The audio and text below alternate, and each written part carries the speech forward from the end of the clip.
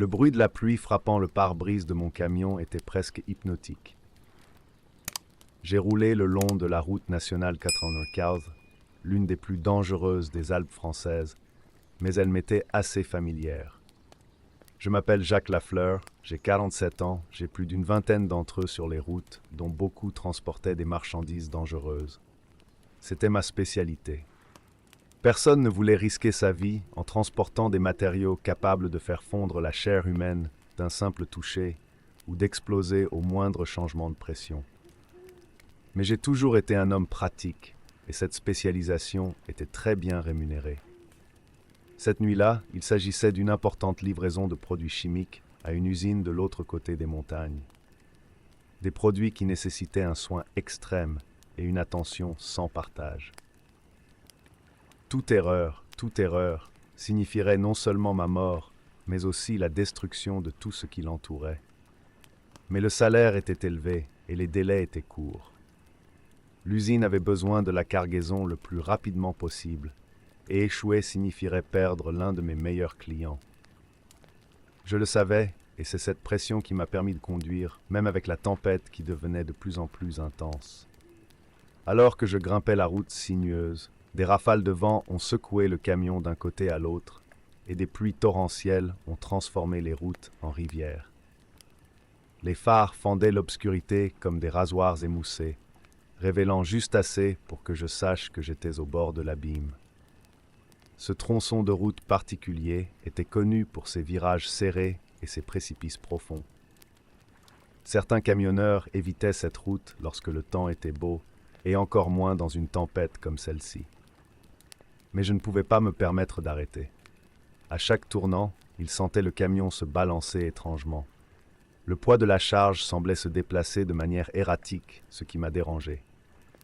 Normalement, la charge serait très fixe, sans aucune chance de mouvement. C'était un signe clair que quelque chose n'allait pas, mais il n'y avait pas de place pour l'hésitation. Je devais continuer. Faire demi-tour serait impossible avec les conditions routières, et se garer au milieu de la tempête pourrait être tout aussi dangereux que d'avancer.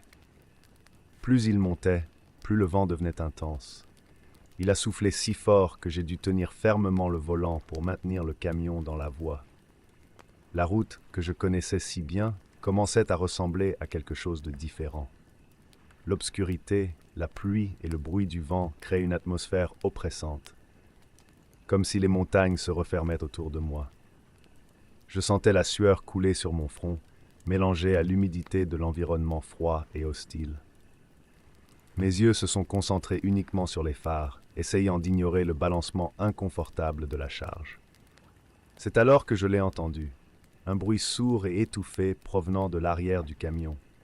Le genre de bruit que tout conducteur de marchandises dangereuses craignait. C'était comme une fissure de métal qui se dilatait, presque une explosion contenue. Mon cœur s'est emballé. Le char commençait à céder. La pression des produits chimiques était hors de contrôle. Pendant un moment, j'ai envisagé d'arrêter le camion juste là, mais j'ai regardé par la fenêtre et j'ai vu l'abîme à ma gauche. Il n'y avait pas de marge de manœuvre. La panique m'a envahi pendant quelques secondes et je me suis demandé si j'avais fait une erreur en acceptant cette livraison. Il était trop tard pour les regrets. L'odeur des produits chimiques a commencé à envahir la cabine et je savais que j'allais vivre le pire cauchemar de tout camionneur qui transporte ce type de cargaison. Une fuite. Cette odeur acide et pénétrante me faisait mal au ventre. J'avais déjà eu affaire à de petites fuites auparavant, mais rien de ce niveau. J'en savais assez pour comprendre que si le char explosait, ce serait la fin. Le matériel que je transportais ne causerait pas seulement une dévastation massive, mais libérerait également un nuage toxique capable de tuer tout ce qui respirait à proximité. J'ai regardé la route devant moi, cherchant désespérément un endroit où je pourrais m'arrêter. Il y avait des zones d'urgence éparpillées dans la montagne, mais avec la tempête et le brouillard, il serait presque impossible d'en trouver une. Cependant, la chance semblait avoir un sens de l'humour méchant ce soir-là. Quelques kilomètres plus loin, j'ai repéré ce qui semblait être une petite aire de repos. Ce n'était pas grave, juste un tronçon de route où les camionneurs s'arrêtaient dans des situations extrêmes. mais c'était ce dont j'avais besoin. J'ai arrêté le camion avec une bosse et je suis descendu sous la pluie. Le vent me fendait la peau comme si elle était fouettée et le froid pénétrait mes os. Mais ce qui m'inquiétait, c'était le réservoir. J'ai couru vers l'arrière et j'ai vu la vapeur chimique s'échapper par une petite fissure. Ce n'était pas encore grand, mais ça grandirait rapidement si je ne faisais rien. Mes mains tremblaient lorsque j'ai attrapé les outils dans le compartiment latéral. Chaque goutte de pluie qui tombait semblait peser une tonne. La tempête était implacable, et le bruit du vent sur les falaises donnait l'impression que les montagnes elles-mêmes étaient vivantes, me criant dessus. J'ai pu identifier la source du problème. Une soupape était sous pression excessive, presque prête à exploser. J'ai essayé désespérément d'ajuster la soupape, mais mes mains mouillées ont glissé sur les outils. La pression dans le réservoir devenait dangereuse. Chaque mouvement qu'il faisait semblait être son dernier avant que tout n'explose. La peur me consumait à l'intérieur, mais en même temps, c'était l'adrénaline qui me maintenait debout. Finalement, j'ai pu serrer la vanne. La fissure s'est refermée et la vapeur a cessé de s'échapper. Le problème était sous contrôle, du moins temporairement. J'ai pris une profonde inspiration, goûtant le métal et la chimie dans l'air. Je suis retourné à la cabine du camion, les vêtements complètement trempés et le corps épuisé. Mais le voyage était loin d'être terminé. Il devait encore traverser le pire tronçon de la route. Les virages les plus étroits et les plus dangereux étaient devant moi, et la tempête n'a fait qu'empirer. J'ai démarré le moteur et j'ai avancé. La fatigue pesait sur moi et mes bras étaient raides à force de lutter contre le volant. Les courbes sont apparues comme des monstres qui se cachaient, les unes après les autres. Certains d'entre eux étaient si fermés qu'il semblait que le camion ne passerait pas. La route a été inondée à plusieurs reprises et l'eau a tiré le véhicule vers les bords de la falaise. Le char était encore instable et je savais que toute erreur pouvait être fatale. Mais je ne pouvais pas m'arrêter. L'image de l'explosion m'a hanté. Ce bruit étouffé, l'odeur des produits chimiques. La mort était toujours présente, assise à côté de moi dans la cabine, attendant le bon moment pour agir. Mes mains étaient attachées au volant comme s'ils étaient en acier et mes yeux clignotaient à peine. Chaque seconde sur cette route était un combat contre la gravité, contre le destin. Quand j'ai enfin aperçu les lumières de l'usine, j'ai ressenti une vague de soulagement qui m'a presque fait pleurer. Mais le soulagement a été de courte durée. Le char était encore instable et le moindre mouvement soudain pouvait tout faire s'effondrer. Mais d'une manière ou d'une autre, j'ai réussi à atteindre la porte principale. Les ouvriers de l'usine se sont précipités pour m'aider à décharger le camion et je me suis effondré sur le siège, incapable de bouger un muscle. Je suis resté là pendant quelques minutes, fixant mes mains tremblantes. La tempête faisait toujours rage dehors, mais à l'intérieur de moi, tout semblait vide. J'avais survécu, oui, mais quelque chose en moi avait changé. La route, l'odeur, le bruit étouffé du char, tout cela resterait avec moi pour toujours. J'ai grimpé dans le camping-car et j'ai commencé le chemin du retour. Je savais qu'à partir de ce jour, chaque voyage à travers les Alpes me rappellerait des souvenirs de cette nuit. Les travaux étaient terminés, la cargaison livrée, mais moi, je ne serai plus jamais le même. Pour ceux d'entre vous qui sont arrivés jusqu'ici, laissez votre like et abonnez-vous à la chaîne. De cette façon, vous nous aidez à grandir. Le rugissement constant du moteur de mon camion est la seule compagnie que j'ai lorsque je conduis sur la route vide qui traverse le désert. Je m'appelle Logan Harris, j'ai 38 ans et je suis chauffeur routier.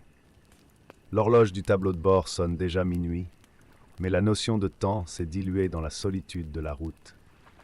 Ce n'est pas la première fois que je transporte une charge sans demander ce qu'il y a dans la remorque, et l'expérience m'a appris à ne pas poser trop de questions. En fait, c'est ce que je fais toujours, prendre le relais et passer à autre chose. Mais cette fois-ci, la charge est différente. Dès le début, je me rends compte que quelque chose ne va pas. Les hommes qui ont chargé la remorque ne m'ont donné aucune information, seulement de vagues instructions sur la livraison. Un parcours isolé, au milieu de nulle part, où je devais rencontrer quelqu'un sans nom. Un gros chèque de paie m'attend, assez pour couvrir quelques mois de dépenses. et c'est tout ce qui compte vraiment. Les routes du désert sont traîtresses. Le silence troublant me met l'esprit mal à l'aise. Alors ça arrive. Un bruit étouffé provenant de la remorque, comme si quelque chose frappait à l'intérieur. Je regarde dans le rétroviseur, mais je ne vois rien d'inhabituel. J'essaie de l'ignorer, mais le son ne s'arrête pas. C'est un rythme répété et régulier qui commence à me déranger. Mon cœur bat la chamade et l'adrénaline commence à couler. C'est juste la charge qui se déplace, me dis-je. Cependant, la vérité est que je ne peux pas ignorer ce qui se passe. Donc, l'odeur. Une odeur qui commence à s'infiltrer dans la cabine. Un mélange de quelque chose de pourri et de pourri. Un souvenir désagréable qui me donne la nausée. Je me couvre le nez avec la manche de ma veste, mais ça ne sert à rien. L'odeur ne fait qu'empirer. Et les sons, ils ne diminuent pas. Mon esprit commence à créer des scénarios troublants. Serait-ce un animal? Un être humain? Non, c'est fou. J'ai tout transporté, des pièces de machine, des produits chimiques, mais ça, c'est faux. Un coup plus fort résonne dans la remorque, faisant légèrement balancer le camion. N'ayant pas le choix, j'arrête le véhicule sur le bord de la route. Le désert autour de moi est silencieux, à l'exception du vent qui siffle entre les rochers. Je sors du camion avec une lampe de poche à la main, l'adrénaline commençant à me mettre en alerte. L'odeur est plus forte maintenant, et je m'approche prudemment de l'arrière de la remorque. Mon cœur bat à l'arraché. J'hésite sur l'écluse. Quelque chose en moi me crie de remonter dans le camion, de conduire et de ne plus jamais le regarder. Mais la curiosité et un certain sens des responsabilités me poussent vers l'avant. Avec une dernière pensée, j'ouvre la porte de la remorque. La porte grince et immédiatement, l'odeur me frappe carrément. Je me retire en me couvrant le nez. La lumière de la lampe de poche balaie l'intérieur sombre et ce que je vois me retourne l'estomac. Ce n'est pas une charge ordinaire. À l'intérieur de la remorque, il y a des corps, ou ce qu'il en reste. Empilés de manière grotesque, des morceaux mutilés et des os exposés, comme s'ils avaient été disséqués et jetés là de toute façon. Mais ce qui me dérange le plus, ce n'est pas la vue des cadavres. C'est le fait que parmi les restes, quelque chose bouge. Je cligne des yeux, essayant de concentrer mes yeux. Il y a quelque chose de vivant au milieu de cette pile. C'est un son humide, un mouvement qui ressemble au crépitement de la viande crue. Je m'approche de la lampe de poche et j'aperçois une forme contorsionnée et indéfinie, quelque chose qui émet des gémissements bas, presque inhumains. « Qu'est-ce que c'est que ça ?» murmure-je en reculant instinctivement.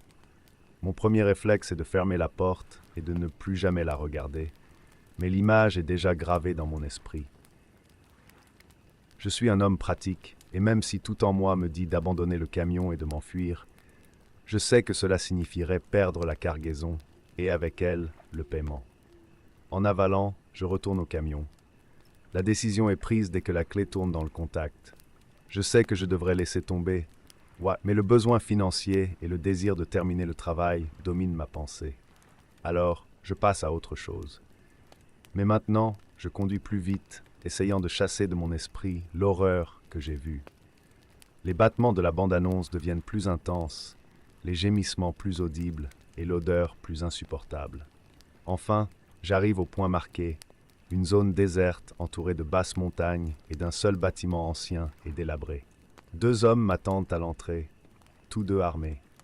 Dès que je sors de la cabine, les hommes s'approchent, le regard froid et calculateur. J'essaie de rester calme, mais ma nervosité est évidente. Voici la cargaison. Je veux mon argent et je sors, dis-je, essayant de ne pas montrer à quel point je suis ébranlé. L'un des hommes s'avance et examine le camion. L'autre garde l'arme baissée, mais sa posture est menaçante. « Vous avez regardé à l'intérieur de la remorque, n'est-ce pas ?» demande-t-il sans ménagement. Gelé, je sens mon corps se crisper. J'ai l'estomac qui se retourne. « Non, je n'ai pas regardé, mais le mensonge est clair comme de l'eau.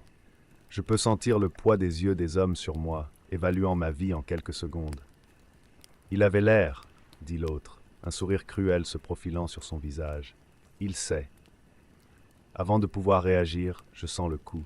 Un violent choc à la tête me jette au sol et le monde autour de moi s'assombrit.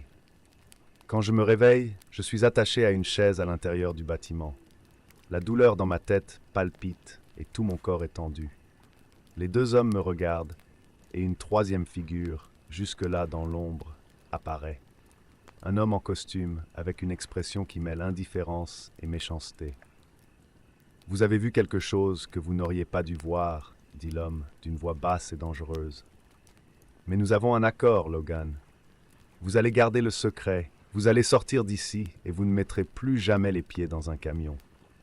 Je sais que je n'ai pas le choix. Ils m'ont laissé partir, mais la menace plane dans l'air. Même libre, je suis lié par ce secret, condamné à porter le poids de ce que j'ai vu. Je ne pourrai plus jamais parler de ce qui s'est passé sur cette route déserte, et je ne reprendrai jamais le volant d'un camion. La route m'a consumé. Maintenant, je ne suis plus que l'ombre de l'homme que j'étais autrefois, et je sais qu'il y a des choses pires sur les routes que la fatigue ou l'isolement. Il y a des secrets qui doivent rester enfouis.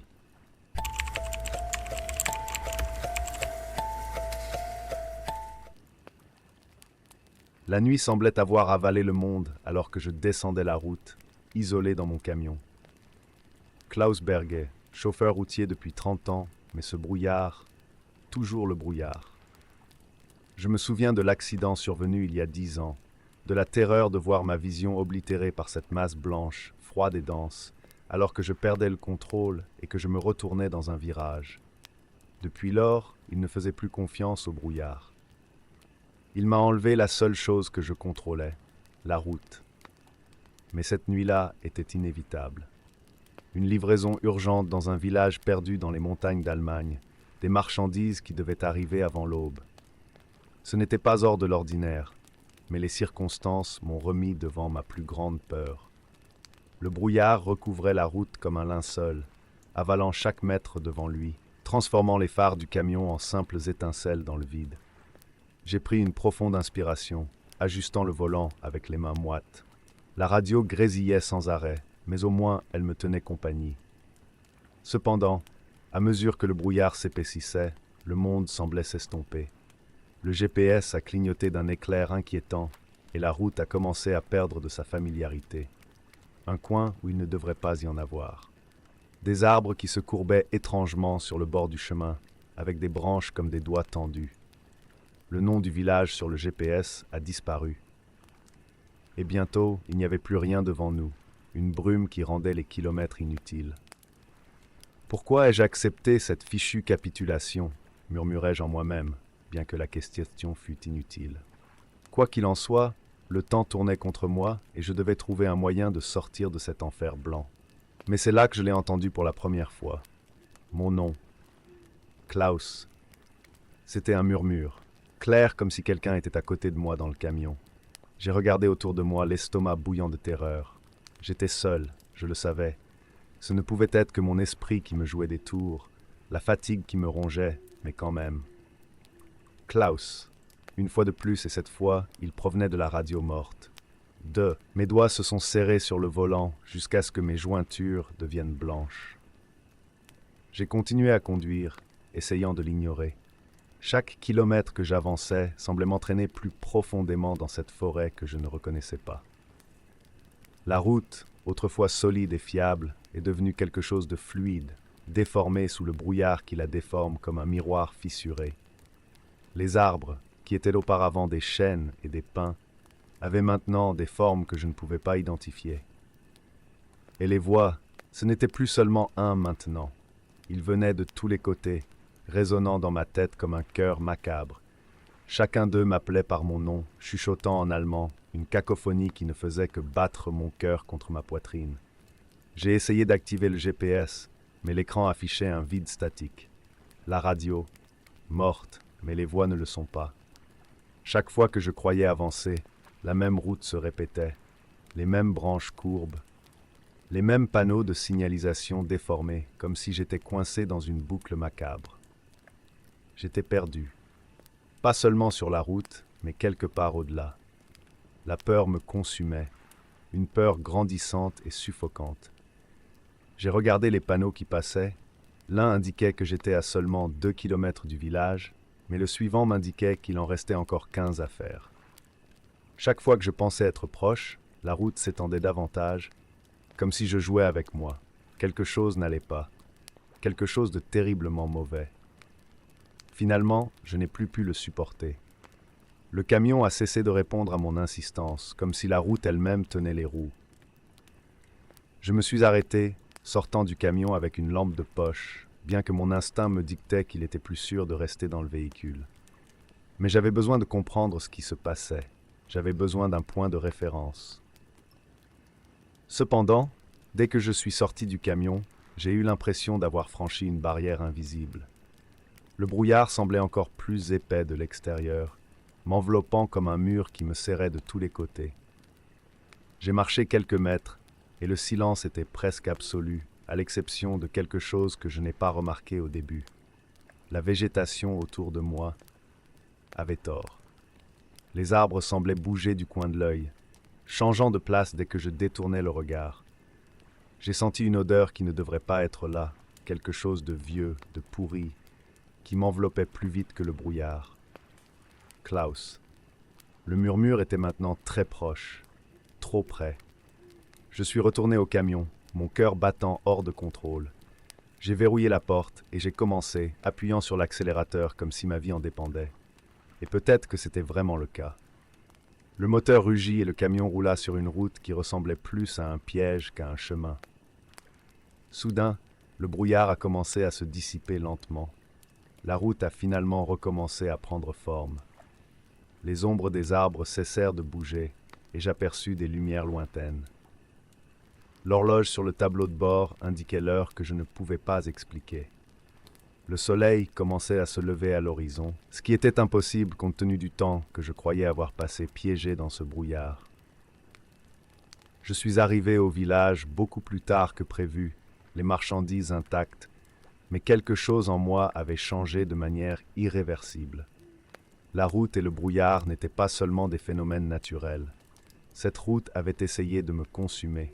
Je savais, c'est sûr, que quelque chose dans ce brouillard m'appelait, voulait me garder là. Quoi qu'il en soit, il n'était pas disposé à le découvrir. Quelques jours plus tard, j'ai démissionné. Je n'ai plus jamais conduit. Les routes qui avaient été mon refuge me semblaient maintenant des prédateurs guédés, et le brouillard, eh bien le brouillard serait toujours là, à attendre.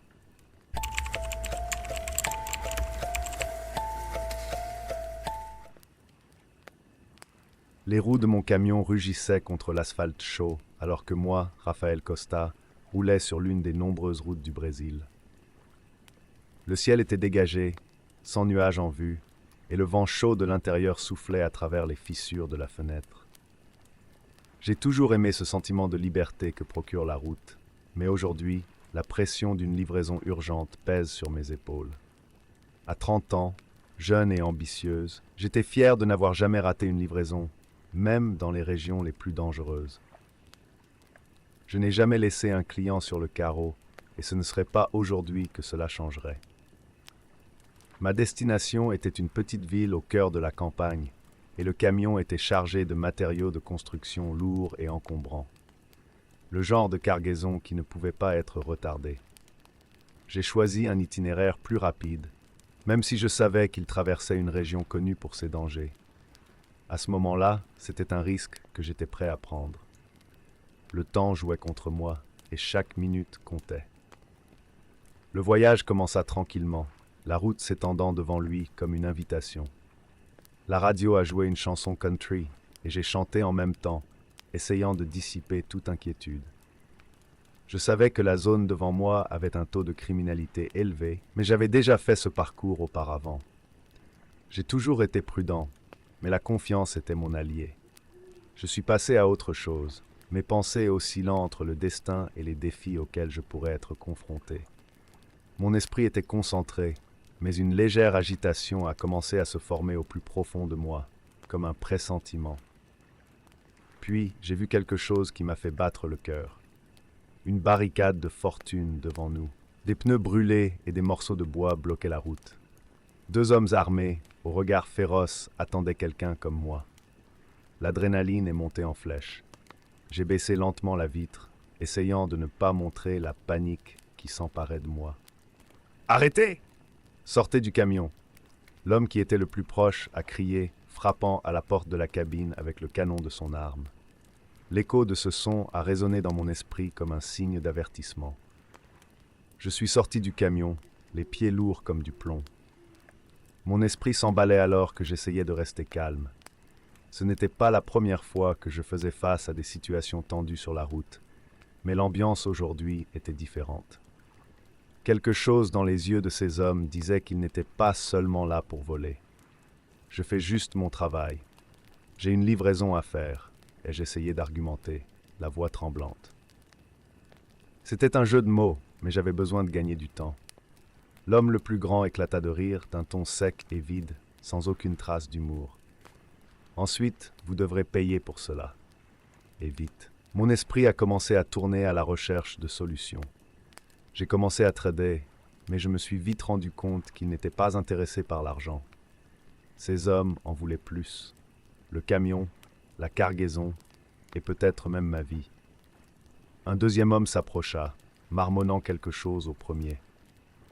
L'échange de regards entre eux m'a fait comprendre que ce qui allait se passer n'était pas un simple braquage. J'avais des ennuis et il n'y avait pas d'échappatoire. Le premier homme m'a fait un geste en me disant de remonter dans le camion. Que pouvait-il faire? Ma seule option était de suivre les ordres. Je retournai à la cabine, le cœur battant à tout rompre. Ils m'ont dit de suivre un chemin de terre qui partait de la route principale. Je savais que c'était un match dangereux, je n'avais nulle part où aller, et la seule alternative qui me restait était d'obéir. J'ai roulé sur le chemin de terre, regardant les rétroviseurs à chaque tournant. Mon cœur s'est emballé quand j'ai réalisé qu'une voiture était juste derrière moi, gardant ses distances mais me regardant clairement. J'ai commencé à paniquer. Il était pris au piège. Je ne pouvais pas leur permettre de m'emmener. Le désespoir commençait à s'installer et les options semblaient rares. À l'intérieur, la lutte était intense. L'adrénaline m'a permis de me concentrer, mais la réalité était que j'étais guidé vers une zone isolée, où les criminels avaient l'intention de voler le camion et de me laisser pour mort. Je me suis souvenu d'histoires d'autres camionneurs qui avaient été victimes d'embuscades similaires. Dans un moment de clarté, j'ai réalisé que je devais agir. La voiture qui me suivait a commencé à s'approcher et la pression a augmenté. Une idée risquée m'est venue à l'esprit. Si je faisais une manœuvre soudaine, peut-être que je pourrais les repousser. Un plan risqué, mais c'était tout ce qu'il me restait. J'ai pris une profonde inspiration, je me suis préparé à l'action et à la dernière seconde, j'ai lancé le camion sur la droite. L'arrière du véhicule a glissé, la charge pesant contre le mouvement, mais j'ai réussi à contrôler le dérapage. La voiture derrière moi a essayé de me suivre, mais a perdu le contrôle et est entrée en collision avec un arbre.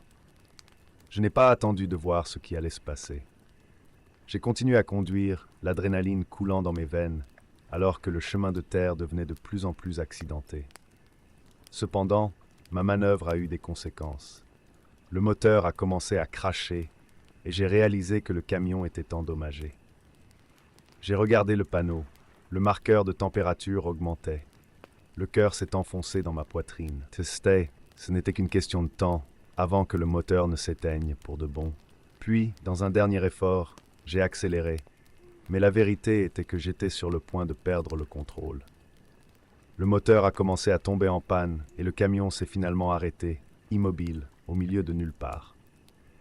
Je suis sorti de la cabine, les pieds tremblants, et j'ai regardé autour de moi. Le silence était assourdissant, à l'exception du bruit lointain d'un animal dans les bois. Il était seul et sans communication. Mes options étaient limitées. Je savais que je ne pouvais pas rester là. Le souvenir des hommes armés a commencé à hanter mon esprit. S'ils étaient encore là, j'étais une cible facile. J'ai commencé à courir vers la brousse, en essayant de rester aussi loin que possible de la route. L'obscurité est tombée sur moi, alors que je me cachais parmi les arbres. Chaque claquement de branches sous mes pieds ressemblait à un cri dans la solitude de la nuit. La peur m'a submergé, mais je ne pouvais pas la laisser m'arrêter. Je suis resté là pendant des heures, attendant que les lumières des véhicules disparaissent. Au fil du temps, la fatigue a commencé à s'installer, mais il n'arrivait pas à se détendre. Chaque son, chaque mouvement me rendait alerte. Finalement, la nuit est devenue plus calme et la peur a commencé à se dissiper. même si je savais que je n'étais pas en sécurité. J'ai décidé que je devais déménager à nouveau. J'ai regardé autour de moi à la recherche d'un signe de vie. Qu'est-ce que j'allais faire maintenant? Je ne savais pas si j'allais pouvoir retrouver le chemin de la route principale ou si j'allais être retrouvé par les hommes derrière moi. J'ai continué à marcher, mes sens aiguisés, écoutant chaque bruit, chaque bruissement dans les feuilles. La réalité de ce que j'avais vécu a commencé à s'installer dans mon esprit. Mes pensées se sont tournées vers ma famille, mes amis, et le coût de la vie dans un pays où les routes étaient devenues un piège. En marchant, j'ai pensé à la cargaison laissée derrière moi. Ces matériaux de construction qui, à ce stade, n'avaient plus d'importance. À ce moment-là, la seule chose qu'il voulait était de rentrer chez lui. À chaque pas, je ressentais le poids de la culpabilité et de la peur. Les premières lueurs du jour ont commencé à apparaître et je me suis finalement arrêté pour me reposer, appuyé contre un arbre. Les pensées tourbillonnaient comme un tourbillon. Je ne savais pas si les choses se compliqueraient encore plus à l'aube ou si j'aurais une chance de m'échapper. La vérité, c'est que même si je parvenais à m'éloigner de cette situation, les cicatrices émotionnelles resteraient. À la tombée de la nuit, j'ai décidé que je devais reprendre la route. J'ai fait face à la possibilité de rencontrer à nouveau ces hommes, mais le besoin de retourner à la civilisation était plus grand. J'ai marché pendant des heures jusqu'à ce que j'aperçoive enfin l'asphalte au loin. Mon esprit était en conflit. J'étais en vie, mais cela ne garantissait pas que je serais en sécurité. Qu'est-ce que je trouverais sur la route, et si les hommes étaient encore à l'affût? Quand j'ai finalement atteint le bord de la route, un camion s'est arrêté et j'ai fait un signe de la main désespéré. Le chauffeur s'est arrêté et m'a regardé, inquiet. C'était un chauffeur de camion plus âgé, et quand il a vu mon état, il a immédiatement compris que j'avais besoin d'aide. Qu'est-ce qui s'est passé, mon garçon? Il m'a demandé alors que je racontais rapidement mon histoire. Il hocha la tête, semblant comprendre. Ensemble, nous avons commencé à planifier un moyen de retourner dans ma ville et de rapporter ce qui s'était passé. Il savait que les routes n'étaient pas seulement des chemins, ils étaient le reflet de la société dans laquelle nous vivons. En tant que chauffeur de camion, la route a toujours été ma maison. Mais aujourd'hui, j'ai compris que c'était aussi un endroit où le danger pouvait se cacher à chaque tournant. En cours de route, je n'arrêtais pas de penser à ce que j'avais appris. Sur l'importance d'être toujours en alerte, de ne pas sous-estimer la vulnérabilité de chacun d'entre nous. Quand je suis finalement rentré chez moi, je n'étais pas totalement soulagé, mais j'ai eu une nouvelle compréhension de ce que signifiait être chauffeur routier au Brésil. J'ai dû faire face aux conséquences de l'expérience que j'ai vécue, et même si les cicatrices de la peur et de la culpabilité sont restées, j'ai aussi trouvé de la force dans les leçons apprises. La route peut être semée d'embûches, mais elle est aussi pleine d'histoires, de défis et d'opportunités de croissance. Ce qui comptait maintenant, c'était que j'étais en vie et que j'avais une nouvelle perspective sur la vie. Et en regardant par la fenêtre, en regardant le soleil se lever, j'ai réalisé que le voyage était loin d'être terminé. La route m'appelait toujours, et moi, même si j'avais peur, je ne pouvais pas résister à cet appel.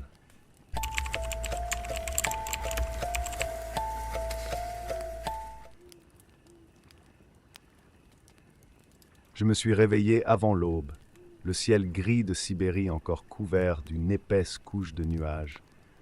Le froid s'infiltrait à travers les fissures de ma cabine, un rappel constant de ce qui m'attendait à l'extérieur.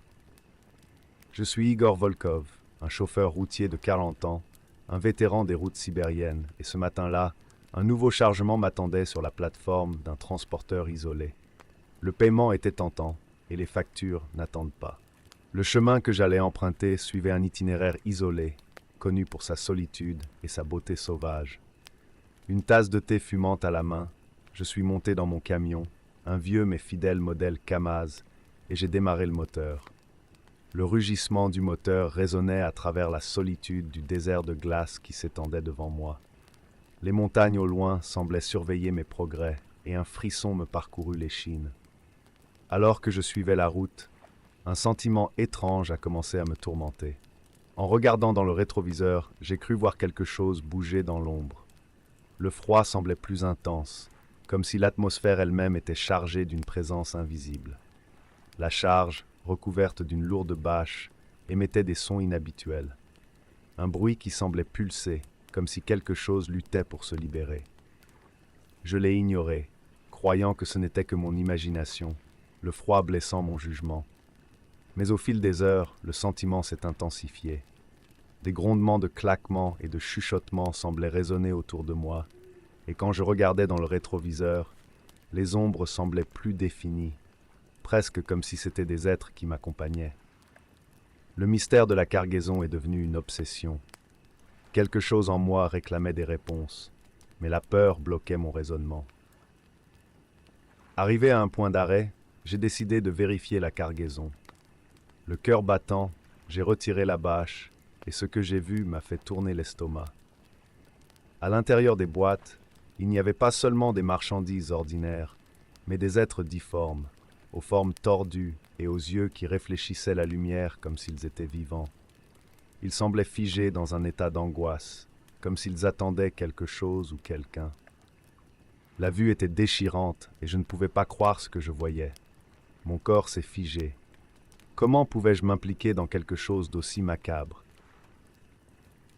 La panique s'empara de moi, et, sans réfléchir à deux fois, je retournai à la cabine. Dès que je suis entré, j'ai remarqué que les ombres autour de moi commençaient à se déplacer de manière effrénée.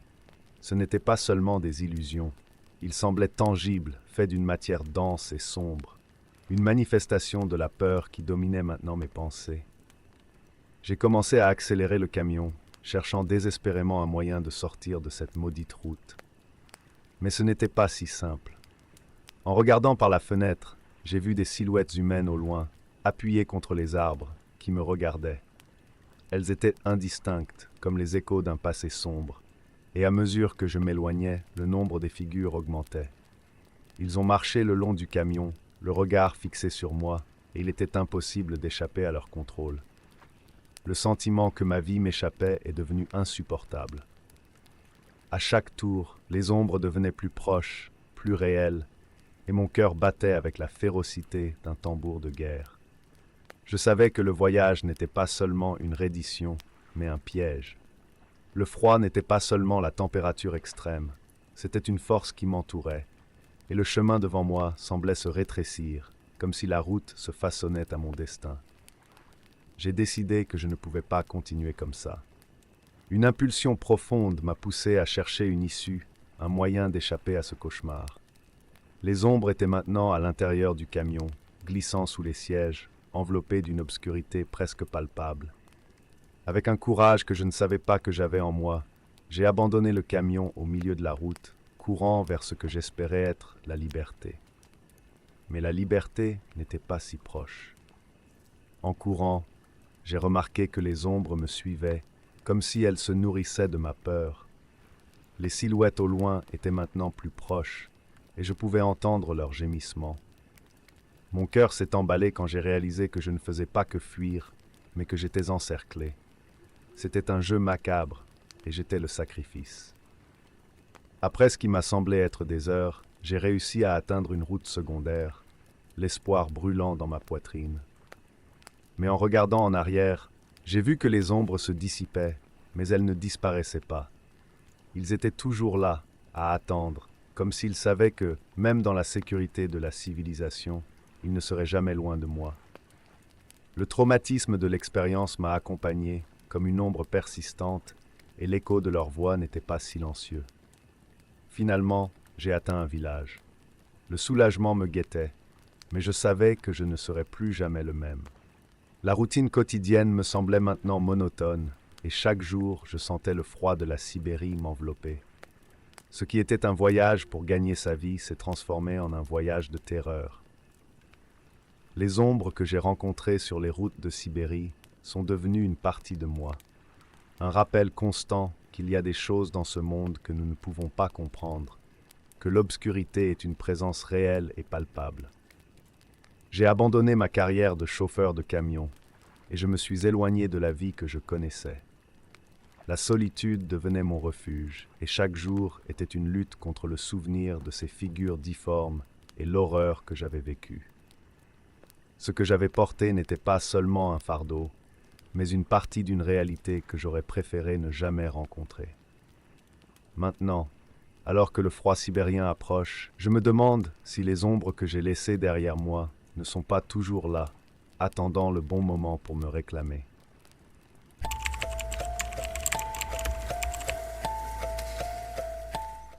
Le bruit de la pluie frappant le pare-brise de mon camion était presque hypnotique. J'ai roulé le long de la route nationale 95, l'une des plus dangereuses des Alpes françaises, mais elle m'était assez familière.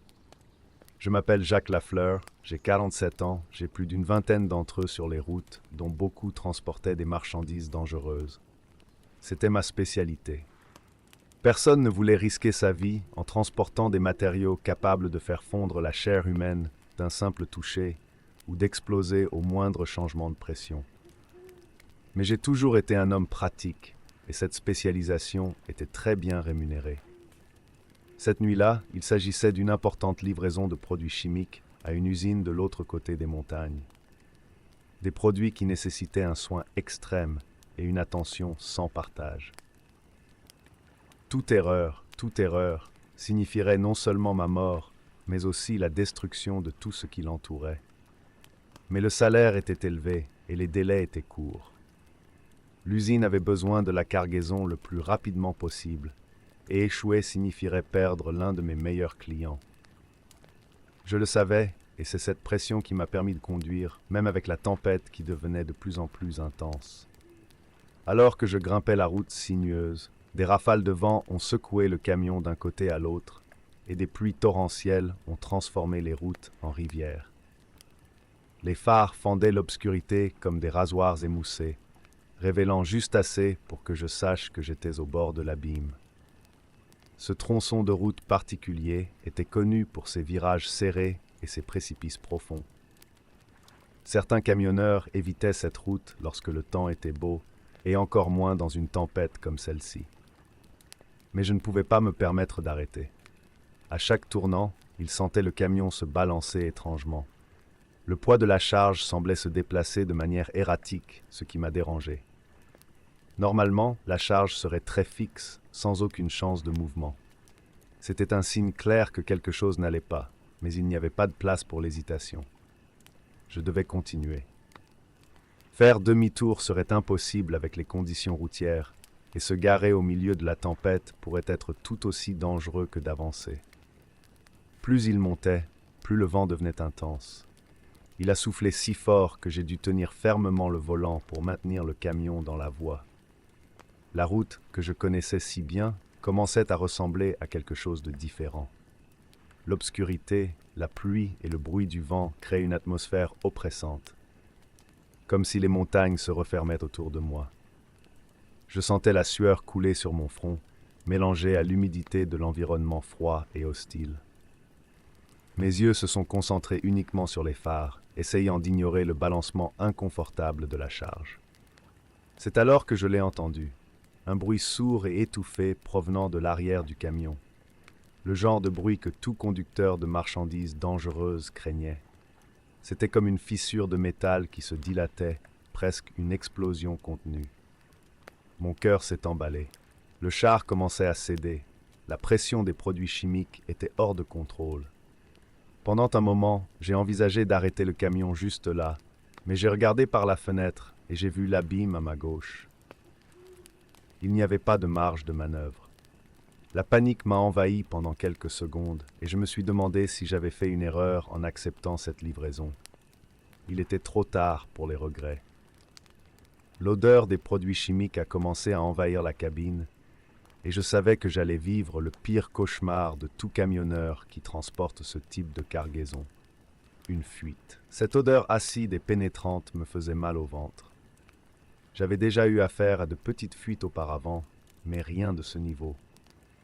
J'en savais assez pour comprendre que si le char explosait, ce serait la fin.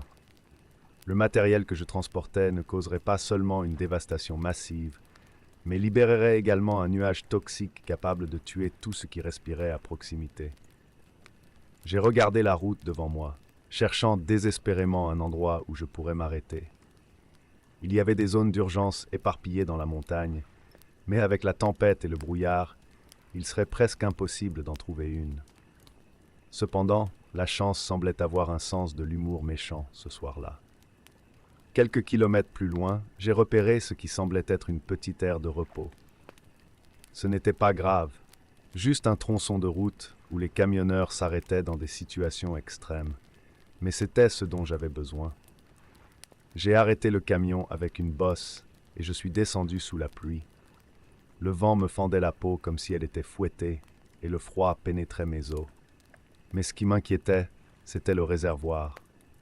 J'ai couru vers l'arrière et j'ai vu la vapeur chimique s'échapper par une petite fissure. Ce n'était pas encore grand, mais ça grandirait rapidement si je ne faisais rien. Mes mains tremblaient lorsque j'ai attrapé les outils dans le compartiment latéral. Chaque goutte de pluie qui tombait semblait peser une tonne. La tempête était implacable, et le bruit du vent sur les falaises donnait l'impression que les montagnes elles-mêmes étaient vivantes, me criant dessus. J'ai pu identifier la source du problème. Une soupape était sous pression excessive, presque prête à exploser. J'ai essayé désespérément d'ajuster la soupape, mais mes mains mouillées ont glissé sur les outils. La pression dans le réservoir devenait dangereuse. Chaque mouvement qu'il faisait semblait être son dernier avant que tout n'explose. La peur me consumait à l'intérieur, mais en même temps, c'était l'adrénaline qui me maintenait debout. Finalement, j'ai pu serrer la vanne. La fissure s'est refermée et la vapeur a cessé de s'échapper. Le problème était sous contrôle, du moins temporairement. J'ai pris une profonde inspiration, goûtant le métal et la chimie dans l'air. Je suis retourné à la cabine du camion, les vêtements complètement trempés et le corps épuisé. Mais le voyage était loin d'être terminé. Il devait encore traverser le pire tronçon de la route. Les virages les plus étroits et les plus dangereux étaient devant moi, et la tempête n'a fait qu'empirer. J'ai démarré le moteur et j'ai avancé. La fatigue pesait sur moi et mes bras étaient raides à force de lutter contre le volant. Les courbes sont apparues comme des monstres qui se cachaient, les unes après les autres. Certains d'entre eux étaient si fermés qu'il semblait que le camion ne passerait pas. La route a été inondée à plusieurs reprises et l'eau a tiré le véhicule vers les bords de la falaise. Le char était encore instable et je savais que toute erreur pouvait être fatale. Mais je ne pouvais pas m'arrêter. L'image de l'explosion m'a hanté. Ce bruit étouffé, l'odeur des produits chimiques. La mort était toujours présente, assise à côté de moi dans la cabine, attendant le bon moment pour agir. Mes mains étaient attachées au volant comme s'ils étaient en acier, et mes yeux clignotaient à peine. Chaque seconde sur cette route était un combat contre la gravité, contre le destin. Quand j'ai enfin aperçu les lumières de l'usine, j'ai ressenti une vague de soulagement qui m'a presque fait pleurer. Mais le soulagement a été de courte durée. Le char était encore instable et le moindre mouvement soudain pouvait tout faire s'effondrer. Mais d'une manière ou d'une autre, j'ai réussi à atteindre la porte principale. Les ouvriers de l'usine se sont précipités pour m'aider à décharger le camion et je me suis effondré sur le siège, incapable de bouger un muscle. Je suis resté là pendant quelques minutes, fixant mes mains tremblantes. La tempête faisait toujours rage dehors, mais à l'intérieur de moi, tout semblait vide. J'avais survécu, oui, mais quelque chose en moi avait changé. La route, l'odeur, le bruit étouffé du char, tout cela resterait avec moi pour toujours. J'ai grimpé dans le camping-car et j'ai commencé le chemin du retour. Je savais qu'à partir de ce jour, chaque voyage à travers les Alpes me rappellerait des souvenirs de cette nuit. Les travaux étaient terminés, la cargaison livrée, mais moi, je ne serai plus jamais le même. Pour ceux d'entre vous qui sont arrivés jusqu'ici, laissez votre like et abonnez-vous à la chaîne. De cette façon, vous nous aidez à grandir. Le rugissement constant du moteur de mon camion est la seule compagnie que j'ai lorsque je conduis sur la route vide qui traverse le désert.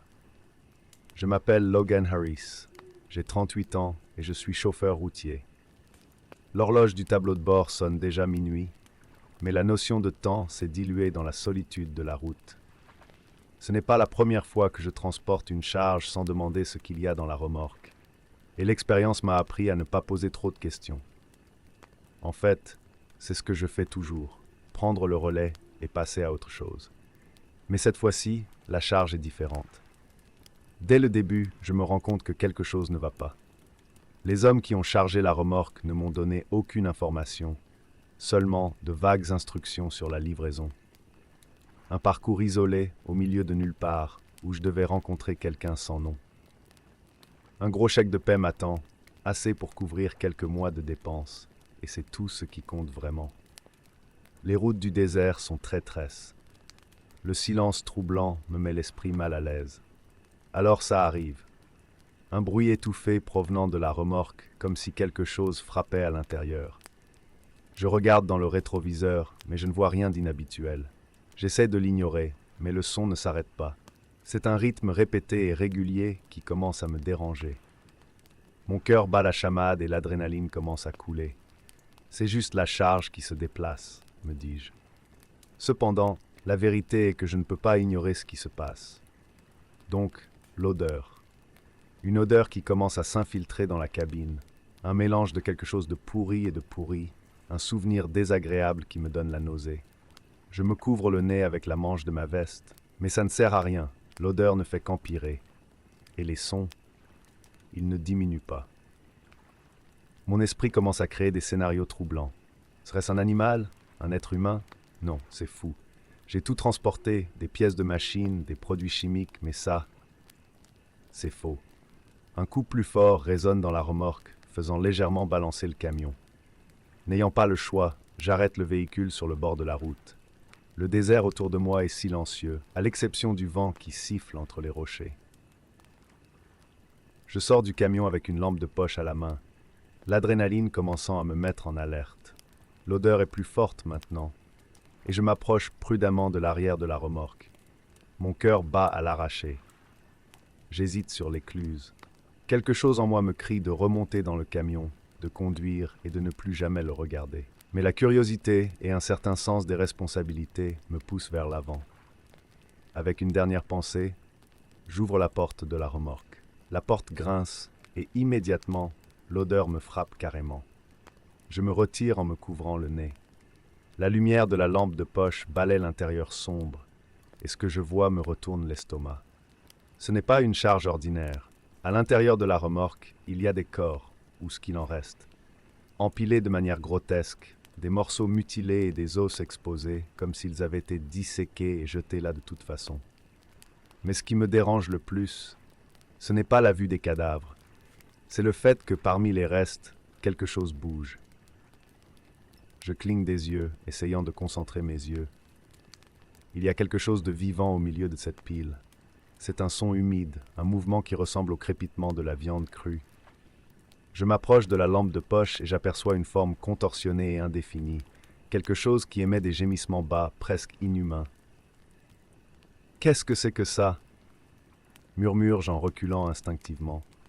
Mon premier réflexe est de fermer la porte et de ne plus jamais la regarder, mais l'image est déjà gravée dans mon esprit. Je suis un homme pratique, et même si tout en moi me dit d'abandonner le camion et de m'enfuir, je sais que cela signifierait perdre la cargaison, et avec elle, le paiement. En avalant, je retourne au camion. La décision est prise dès que la clé tourne dans le contact. Je sais que je devrais laisser tomber, mais le besoin financier et le désir de terminer le travail dominent ma pensée. Alors, je passe à autre chose. Mais maintenant, je conduis plus vite, essayant de chasser de mon esprit l'horreur que j'ai vue. Les battements de la bande-annonce deviennent plus intenses, les gémissements plus audibles et l'odeur plus insupportable. Enfin, j'arrive au point marqué, une zone déserte entourée de basses montagnes et d'un seul bâtiment ancien et délabré. 2 hommes m'attendent à l'entrée, tous 2 armés.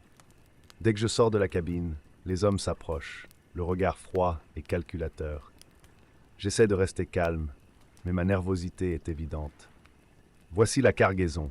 Je veux mon argent et je sors, dis-je, essayant de ne pas montrer à quel point je suis ébranlé. L'un des hommes s'avance et examine le camion. L'autre garde l'arme baissée, mais sa posture est menaçante. « Vous avez regardé à l'intérieur de la remorque, n'est-ce pas ?» demande-t-il sans ménagement. Gelé, je sens mon corps se crisper. J'ai l'estomac qui se retourne. Non, je n'ai pas regardé, mais le mensonge est clair comme de l'eau. Je peux sentir le poids des yeux des hommes sur moi, évaluant ma vie en quelques secondes. Il avait l'air, dit l'autre, un sourire cruel se profilant sur son visage. Il sait. Avant de pouvoir réagir, je sens le coup. Un violent choc à la tête me jette au sol et le monde autour de moi s'assombrit. Quand je me réveille, je suis attaché à une chaise à l'intérieur du bâtiment. La douleur dans ma tête palpite et tout mon corps est tendu. Les deux hommes me regardent et une troisième figure, jusque-là dans l'ombre, apparaît. Un homme en costume avec une expression qui mêle indifférence et méchanceté. « Vous avez vu quelque chose que vous n'auriez pas dû voir » dit l'homme d'une voix basse et dangereuse. « Mais nous avons un accord, Logan. Vous allez garder le secret, vous allez sortir d'ici et vous ne mettrez plus jamais les pieds dans un camion. Je sais que je n'ai pas le choix. Ils m'ont laissé partir, mais la menace plane dans l'air. Même libre, je suis lié par ce secret, condamné à porter le poids de ce que j'ai vu. Je ne pourrai plus jamais parler de ce qui s'est passé sur cette route déserte, et je ne reprendrai jamais le volant d'un camion. La route m'a consumé. Maintenant, je ne suis plus que l'ombre de l'homme que j'étais autrefois, et je sais qu'il y a des choses pires sur les routes que la fatigue ou l'isolement. Il y a des secrets qui doivent rester enfouis.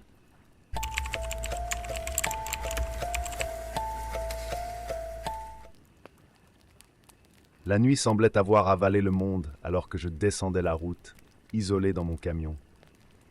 Klaus Berger, chauffeur routier depuis 30 ans, mais ce brouillard, toujours le brouillard. Je me souviens de l'accident survenu il y a 10 ans, de la terreur de voir ma vision oblitérée par cette masse blanche, froide et dense, alors que je perdais le contrôle et que je me retournais dans un virage. Depuis lors, il ne faisait plus confiance au brouillard. Il m'a enlevé la seule chose que je contrôlais, la route. Mais cette nuit-là était inévitable. Une livraison urgente dans un village perdu dans les montagnes d'Allemagne, des marchandises qui devaient arriver avant l'aube. Ce n'était pas hors de l'ordinaire, mais les circonstances m'ont remis devant ma plus grande peur. Le brouillard recouvrait la route comme un linceul, avalant chaque mètre devant lui, transformant les phares du camion en simples étincelles dans le vide. J'ai pris une profonde inspiration, ajustant le volant avec les mains moites. La radio grésillait sans arrêt, mais au moins elle me tenait compagnie. Cependant, à mesure que le brouillard s'épaississait, le monde semblait s'estomper. Le GPS a clignoté d'un éclair inquiétant et la route a commencé à perdre de sa familiarité. Un coin où il ne devrait pas y en avoir. Des arbres qui se courbaient étrangement sur le bord du chemin, avec des branches comme des doigts tendus. Le nom du village sur le GPS a disparu. Et bientôt, il n'y avait plus rien devant nous, une brume qui rendait les kilomètres inutiles. Pourquoi ai-je accepté cette fichue capitulation, murmurai-je en moi-même, bien que la question fût inutile. Quoi qu'il en soit, le temps tournait contre moi et je devais trouver un moyen de sortir de cet enfer blanc. Mais c'est là que je l'ai entendu pour la première fois. Mon nom. Klaus. C'était un murmure, clair comme si quelqu'un était à côté de moi dans le camion. J'ai regardé autour de moi, l'estomac bouillant de terreur. J'étais seul, je le savais. Ce ne pouvait être que mon esprit qui me jouait des tours, la fatigue qui me rongeait, mais quand même. Klaus. Une fois de plus, et cette fois, il provenait de la radio morte. Mes doigts se sont serrés sur le volant jusqu'à ce que mes jointures deviennent blanches. J'ai continué à conduire, essayant de l'ignorer. Chaque kilomètre que j'avançais semblait m'entraîner plus profondément dans cette forêt que je ne reconnaissais pas. La route, autrefois solide et fiable, est devenue quelque chose de fluide, déformé sous le brouillard qui la déforme comme un miroir fissuré. Les arbres, qui étaient auparavant des chênes et des pins, avaient maintenant des formes que je ne pouvais pas identifier. Et les voix, ce n'était plus seulement un maintenant. Ils venaient de tous les côtés, résonnant dans ma tête comme un chœur macabre. Chacun d'eux m'appelait par mon nom, chuchotant en allemand, une cacophonie qui ne faisait que battre mon cœur contre ma poitrine. J'ai essayé d'activer le GPS, mais l'écran affichait un vide statique. La radio, morte, mais les voix ne le sont pas. Chaque fois que je croyais avancer, la même route se répétait, les mêmes branches courbes, Les mêmes panneaux de signalisation déformés, comme si j'étais coincé dans une boucle macabre. J'étais perdu. Pas seulement sur la route, mais quelque part au-delà. La peur me consumait, une peur grandissante et suffocante. J'ai regardé les panneaux qui passaient. L'un indiquait que j'étais à seulement 2 kilomètres du village, mais le suivant m'indiquait qu'il en restait encore 15 à faire. Chaque fois que je pensais être proche, la route s'étendait davantage, comme si je jouais avec moi.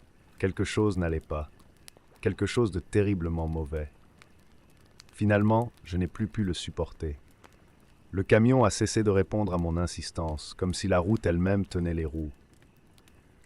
Je me suis arrêté, sortant du camion avec une lampe de poche, bien que mon instinct me dictait qu'il était plus sûr de rester dans le véhicule. Mais j'avais besoin de comprendre ce qui se passait. J'avais besoin d'un point de référence.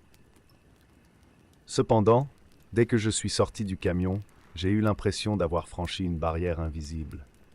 Le brouillard semblait encore plus épais de l'extérieur, m'enveloppant comme un mur qui me serrait de tous les côtés. J'ai marché quelques mètres, et le silence était presque absolu, à l'exception de quelque chose que je n'ai pas remarqué au début. La végétation autour de moi avait tort. Les arbres semblaient bouger du coin de l'œil, changeant de place dès que je détournais le regard. J'ai senti une odeur qui ne devrait pas être là, quelque chose de vieux, de pourri, qui m'enveloppait plus vite que le brouillard. Klaus. Le murmure était maintenant très proche, trop près. Je suis retourné au camion, mon cœur battant hors de contrôle. J'ai verrouillé la porte et j'ai commencé, appuyant sur l'accélérateur comme si ma vie en dépendait. Et peut-être que c'était vraiment le cas. Le moteur rugit et le camion roula sur une route qui ressemblait plus à un piège qu'à un chemin. Soudain, le brouillard a commencé à se dissiper lentement. La route a finalement recommencé à prendre forme. Les ombres des arbres cessèrent de bouger et j'aperçus des lumières lointaines. L'horloge sur le tableau de bord indiquait l'heure que je ne pouvais pas expliquer. Le soleil commençait à se lever à l'horizon, ce qui était impossible compte tenu du temps que je croyais avoir passé piégé dans ce brouillard. Je suis arrivé au village beaucoup plus tard que prévu, les marchandises intactes, mais quelque chose en moi avait changé de manière irréversible. La route et le brouillard n'étaient pas seulement des phénomènes naturels. Cette route avait essayé de me consumer. Je savais, c'est sûr, que quelque chose dans ce brouillard m'appelait, voulait me garder là. Quoi qu'il en soit, il n'était pas disposé à le découvrir.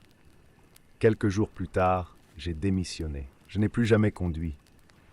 Les routes qui avaient été mon refuge me semblaient maintenant des prédateurs guédés, et le brouillard, eh bien le brouillard serait toujours là, à attendre.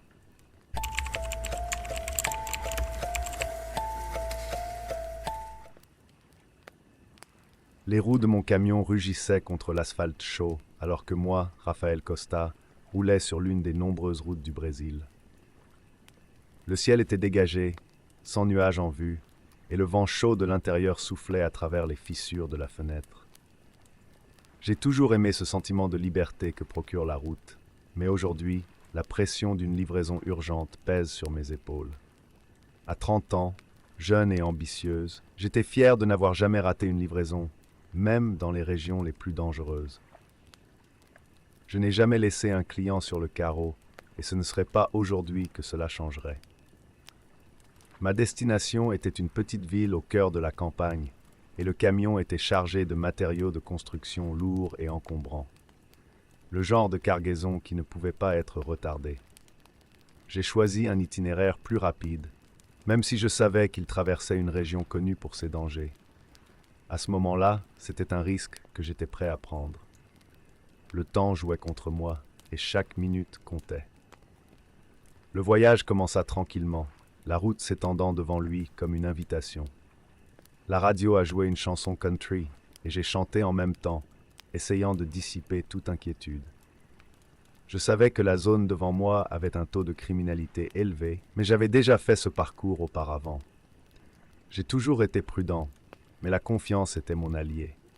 Je suis passé à autre chose, mes pensées oscillant entre le destin et les défis auxquels je pourrais être confronté.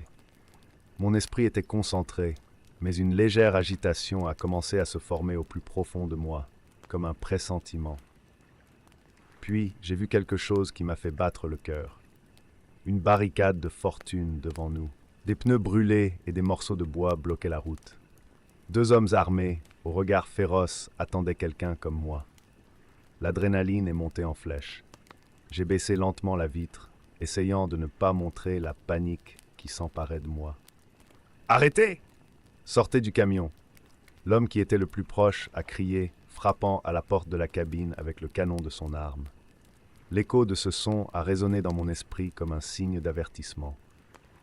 Je suis sorti du camion, les pieds lourds comme du plomb. Mon esprit s'emballait alors que j'essayais de rester calme.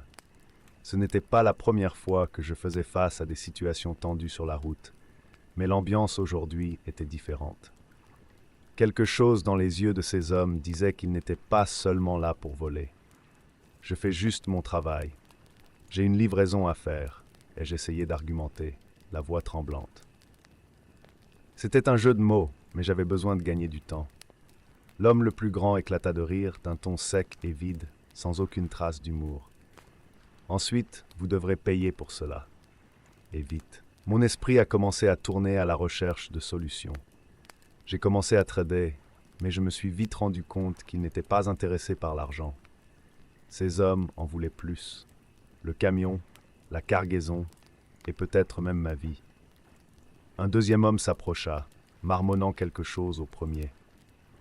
L'échange de regards entre eux m'a fait comprendre que ce qui allait se passer n'était pas un simple braquage. J'avais des ennuis, et il n'y avait pas d'échappatoire. Le premier homme m'a fait un geste en me disant de remonter dans le camion. Que pouvait-il faire? Ma seule option était de suivre les ordres.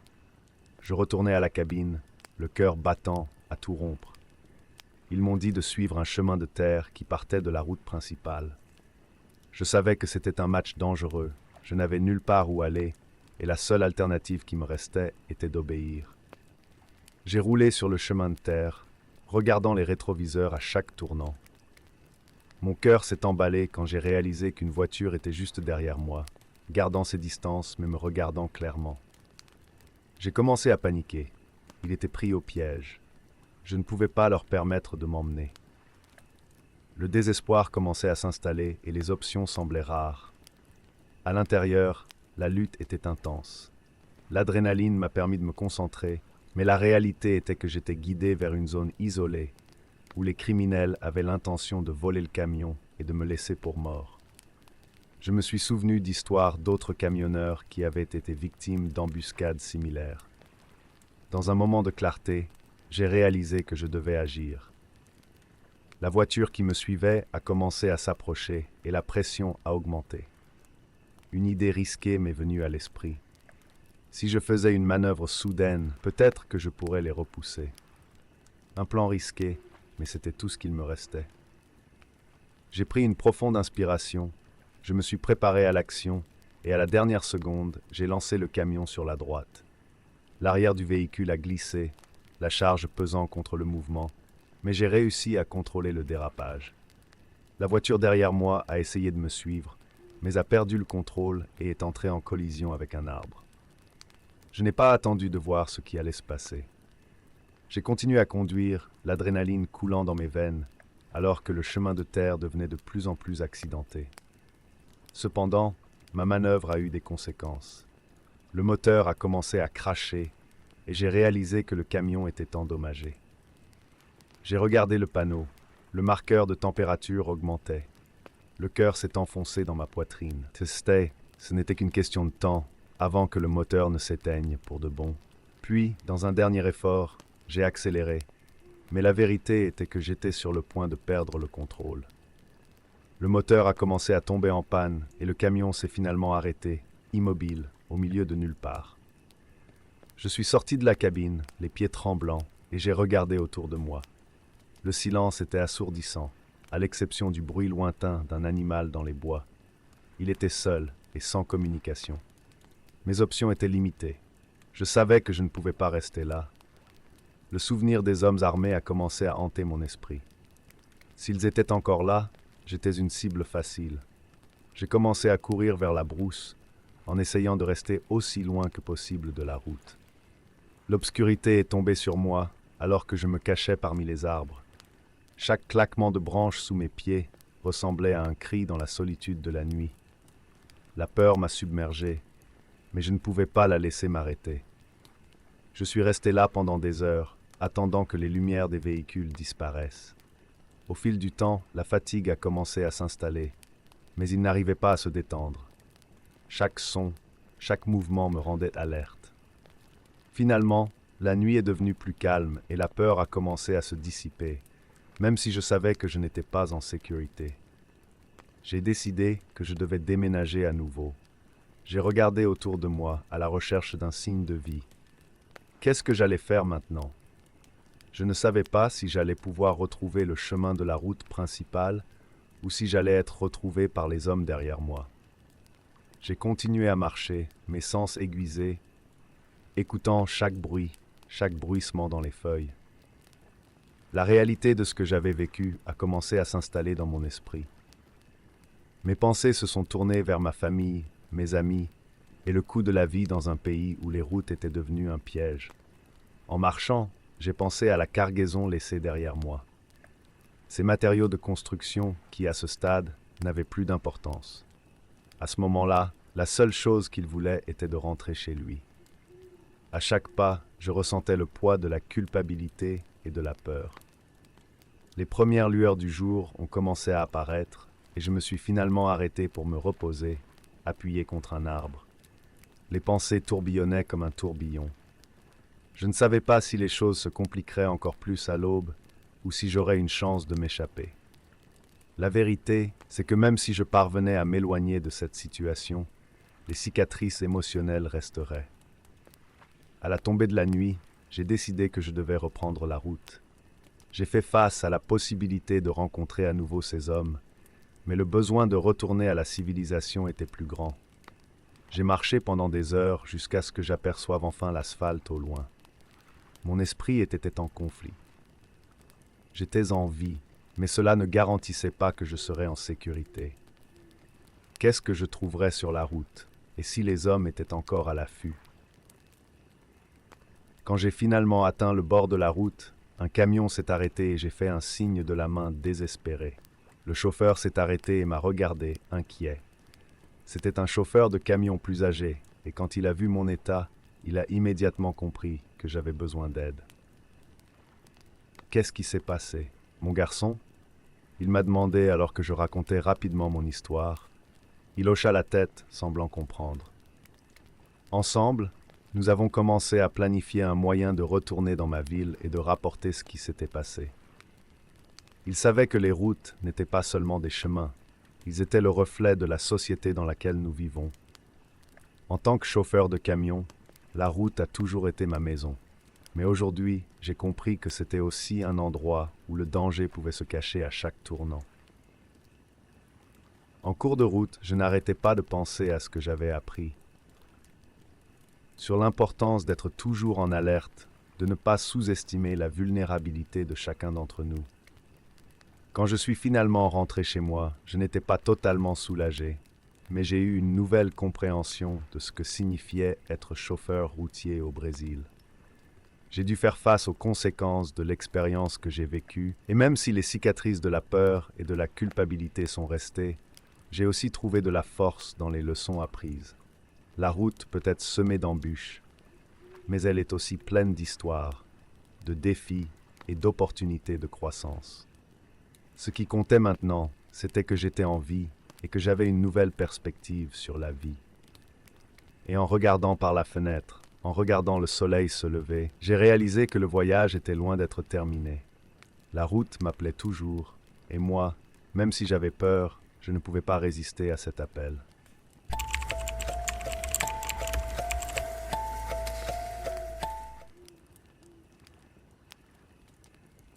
Je me suis réveillé avant l'aube, le ciel gris de Sibérie encore couvert d'une épaisse couche de nuages.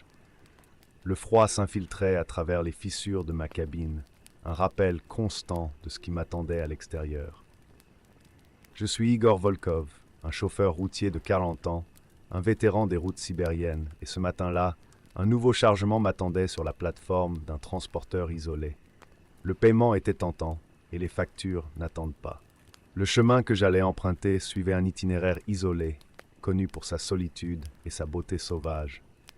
Une tasse de thé fumante à la main, je suis monté dans mon camion, un vieux mais fidèle modèle Kamaz, et j'ai démarré le moteur. Le rugissement du moteur résonnait à travers la solitude du désert de glace qui s'étendait devant moi. Les montagnes au loin semblaient surveiller mes progrès, et un frisson me parcourut l'échine. Alors que je suivais la route, un sentiment étrange a commencé à me tourmenter. En regardant dans le rétroviseur, j'ai cru voir quelque chose bouger dans l'ombre. Le froid semblait plus intense, comme si l'atmosphère elle-même était chargée d'une présence invisible. La charge, recouverte d'une lourde bâche, émettait des sons inhabituels. Un bruit qui semblait pulser, comme si quelque chose luttait pour se libérer. Je l'ai ignoré, croyant que ce n'était que mon imagination, le froid blessant mon jugement. Mais au fil des heures, le sentiment s'est intensifié. Des grondements de claquements et de chuchotements semblaient résonner autour de moi, et quand je regardais dans le rétroviseur, les ombres semblaient plus définies, presque comme si c'étaient des êtres qui m'accompagnaient. Le mystère de la cargaison est devenu une obsession. Quelque chose en moi réclamait des réponses, mais la peur bloquait mon raisonnement. Arrivé à un point d'arrêt, j'ai décidé de vérifier la cargaison. Le cœur battant, j'ai retiré la bâche, et ce que j'ai vu m'a fait tourner l'estomac. À l'intérieur des boîtes, il n'y avait pas seulement des marchandises ordinaires, mais des êtres difformes, aux formes tordues et aux yeux qui réfléchissaient la lumière comme s'ils étaient vivants. Ils semblaient figés dans un état d'angoisse, comme s'ils attendaient quelque chose ou quelqu'un. La vue était déchirante et je ne pouvais pas croire ce que je voyais. Mon corps s'est figé. Comment pouvais-je m'impliquer dans quelque chose d'aussi macabre? La panique s'empara de moi, et, sans réfléchir à deux fois, je retournai à la cabine. Dès que je suis entré, j'ai remarqué que les ombres autour de moi commençaient à se déplacer de manière effrénée. Ce n'étaient pas seulement des illusions, ils semblaient tangibles, faits d'une matière dense et sombre, une manifestation de la peur qui dominait maintenant mes pensées. J'ai commencé à accélérer le camion, cherchant désespérément un moyen de sortir de cette maudite route. Mais ce n'était pas si simple. En regardant par la fenêtre, j'ai vu des silhouettes humaines au loin, appuyées contre les arbres, qui me regardaient. Elles étaient indistinctes, comme les échos d'un passé sombre, et à mesure que je m'éloignais, le nombre des figures augmentait. Ils ont marché le long du camion, le regard fixé sur moi, et il était impossible d'échapper à leur contrôle. Le sentiment que ma vie m'échappait est devenu insupportable. À chaque tour, les ombres devenaient plus proches, plus réelles, et mon cœur battait avec la férocité d'un tambour de guerre. Je savais que le voyage n'était pas seulement une reddition, mais un piège. Le froid n'était pas seulement la température extrême, c'était une force qui m'entourait, et le chemin devant moi semblait se rétrécir, comme si la route se façonnait à mon destin. J'ai décidé que je ne pouvais pas continuer comme ça. Une impulsion profonde m'a poussé à chercher une issue, un moyen d'échapper à ce cauchemar. Les ombres étaient maintenant à l'intérieur du camion, glissant sous les sièges, enveloppés d'une obscurité presque palpable. Avec un courage que je ne savais pas que j'avais en moi, j'ai abandonné le camion au milieu de la route, courant vers ce que j'espérais être la liberté. Mais la liberté n'était pas si proche. En courant, j'ai remarqué que les ombres me suivaient, comme si elles se nourrissaient de ma peur. Les silhouettes au loin étaient maintenant plus proches, et je pouvais entendre leurs gémissements. Mon cœur s'est emballé quand j'ai réalisé que je ne faisais pas que fuir, mais que j'étais encerclé. C'était un jeu macabre, et j'étais le sacrifice. Après ce qui m'a semblé être des heures, j'ai réussi à atteindre une route secondaire, l'espoir brûlant dans ma poitrine. Mais en regardant en arrière, j'ai vu que les ombres se dissipaient, mais elles ne disparaissaient pas. Ils étaient toujours là, à attendre, comme s'ils savaient que, même dans la sécurité de la civilisation, ils ne seraient jamais loin de moi. Le traumatisme de l'expérience m'a accompagné, comme une ombre persistante, et l'écho de leur voix n'était pas silencieux. Finalement, j'ai atteint un village. Le soulagement me guettait, mais je savais que je ne serais plus jamais le même. La routine quotidienne me semblait maintenant monotone, et chaque jour je sentais le froid de la Sibérie m'envelopper. Ce qui était un voyage pour gagner sa vie s'est transformé en un voyage de terreur. Les ombres que j'ai rencontrées sur les routes de Sibérie sont devenues une partie de moi. Un rappel constant qu'il y a des choses dans ce monde que nous ne pouvons pas comprendre, que l'obscurité est une présence réelle et palpable. J'ai abandonné ma carrière de chauffeur de camion et je me suis éloigné de la vie que je connaissais. La solitude devenait mon refuge et chaque jour était une lutte contre le souvenir de ces figures difformes et l'horreur que j'avais vécue.